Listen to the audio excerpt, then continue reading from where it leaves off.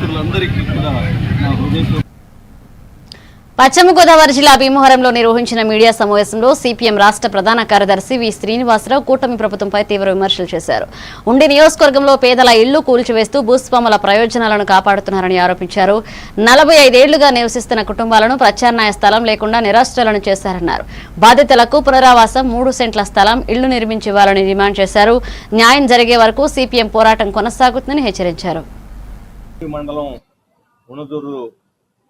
గ్రామాన్ని సందర్శించాను. ఆ గ్రామంలో దీర్ఘకాలంగా 40-50 సంవత్సరాలుగా ఆ డ్రైన్ గట్ల మీద ఇళ్ళు వేసుకొని అక్కడే స్థిరపడ్డారు పేదలు. దాదాపు 70-80 కుటుంబాలు. వాళ్ళ కరెంట్ కనెక్షన్ ఉంది. పంచాయతీ వాళ్ళు నీటి సౌకర్యం ఇచ్చారు. వాళ్ళు ఇళ్ళు పన్ను కడుతున్నారు. అన్ని రకాల హక్కులు అనుభవిస్తున్నటువంటి పేదవాళ్ళని మొన్న 3 రోజుల క్రితం చాలా నిర్దాక్షిణ్యంగా బుల్డోజర్ పెట్టి మొత్తం అన్నిటిని ధ్వంసం చేసి వాళ్ళని ఇంటికొకరు పుట్టుకొకరుగా పుట్టకొకరు చెట్టుకొకరు అయ్యేటట్టుగా వాళ్ళందరినీ కూడా చిన్న భిన్నం చేసేశారు.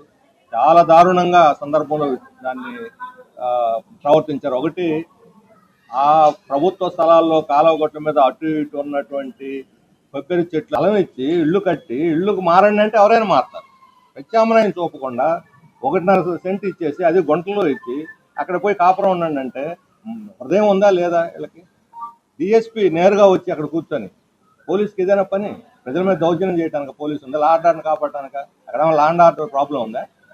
పేదవాళ్ళు ప్రాణాలు అర్జీతులో పెట్టుకొని పరుగులు తీస్తుంటే వాళ్ళు వెంటపడి పోలీసులు దౌర్జన్యం చేస్తారా?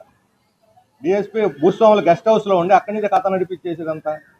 కలెక్టర్ గారు వీళ్ళు మొరగొడ వినడానికి సిద్ధంగా లేరు. అంటే ఉండి నియోజకవర్గానికి